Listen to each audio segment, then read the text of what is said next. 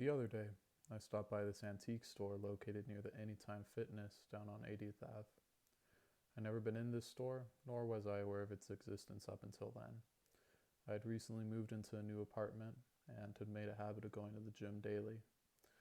So when I took a detour that day and saw a big hanging sign on the side of the building that read, "We sell antiques," I thought to myself, why not?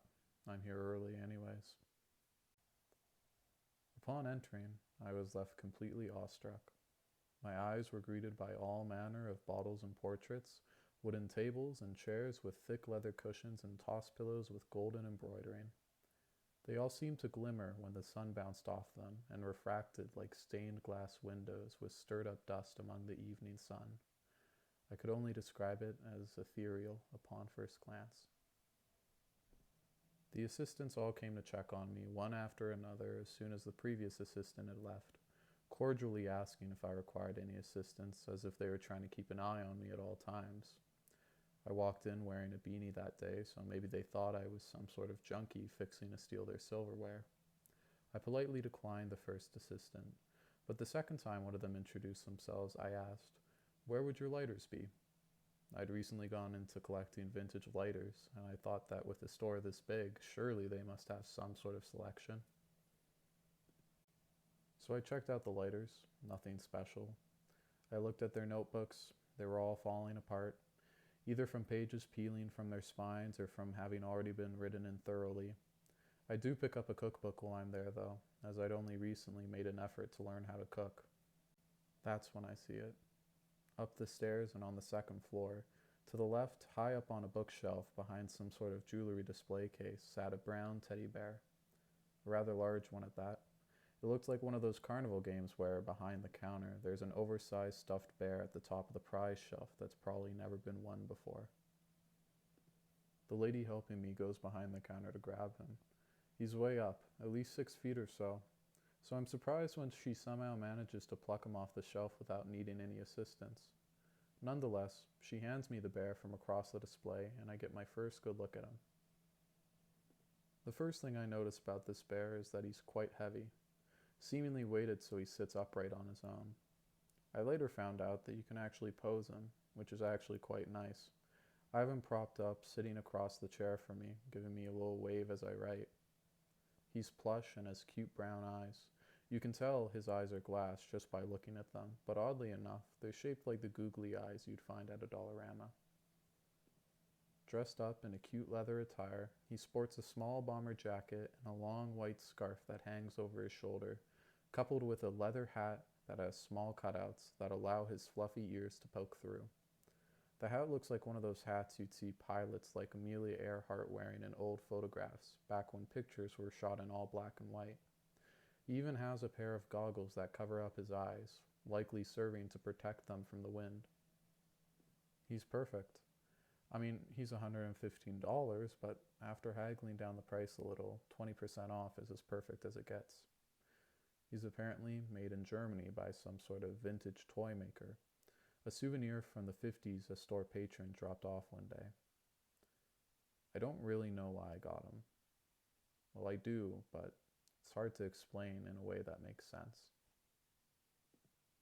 Lately, I've had a hard time adjusting to things. Ever since starting university, I've moved into a new place, had a recent credit fraud scare. I even met a girl. A girl that I liked a lot. At least I did. She asked to end things with me the night of me writing this. She said it's not my fault, just that she needs space, or that she's not ready for anything emotionally yet. But none of that's true. I know the real reason. And even when I have all the answers, the truth is I still somehow feel like I'm the victim. The poor, helpless, innocent victim. And I mean, who doesn't from time to time? Sometimes life throws curveballs at us and we just have to learn to live with it. It's as simple as that. But it's never that simple. Because it never really is simple. Because if life was simple, she wouldn't have left me. That's what I keep telling myself because none of it makes sense to me anymore.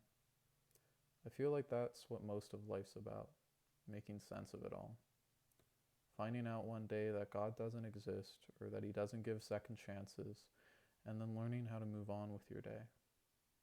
Going to the gym, cooking dinner for yourself afterwards, after the world seems to have ended, and then proceeding to process and compartmentalize it. Pretending to convince yourself that it's fine, you procrastinate on all the things that you know you should be doing but can't anymore because none of it seems to matter now. Because the good thing you had going for yourself is now ruined based on interaction where you said the wrong thing at the wrong time, or didn't know how to act in a certain situation, or maybe you said something you didn't mean to say, or had it come across in a way you wish it didn't. Maybe it's the fact that you tried too hard, or that you didn't try at all. Regardless, you're left picking up the pieces, still wondering, why me? Why now? Do I deserve this? God, why? Why me? Back on the topic of the bear. I guess I got him because my new place feels empty and I like the fact that he takes up space. And that's what I need right now. Less space. Something to fill that void, that emptiness I've been struggling with. Less of the distance I feel whenever I'm with family or friends. Someone I can go to who I know will always be there. Someone I can explain things to, and someone who can explain things to me by simply just being there to listen. Mr. Bear is always there, sitting in his chair, unmoved and unfazed, without judgment. He's the perfect candidate. With Mr. Bear, life feels simpler. I know that he won't ever leave me or cause me pain, and he'll always sit across from me and listen to me rant about my day. He'll console me whenever I'm sad, or listen to me whenever I can't find the right words to say. Thanks to him, the distance feels lesser than it was yesterday or the day before, and my home feels a little less empty. He fills a certain role in my life that's hard to describe, but nevertheless, I need him. I know I've only known him for a day, but God knows what I'd do without him. I think I'll name him Benjamin. It suits him. At this point, I don't even know what I'm writing about anymore. It doesn't matter. I'm just trying to fill that space faster than it can grow.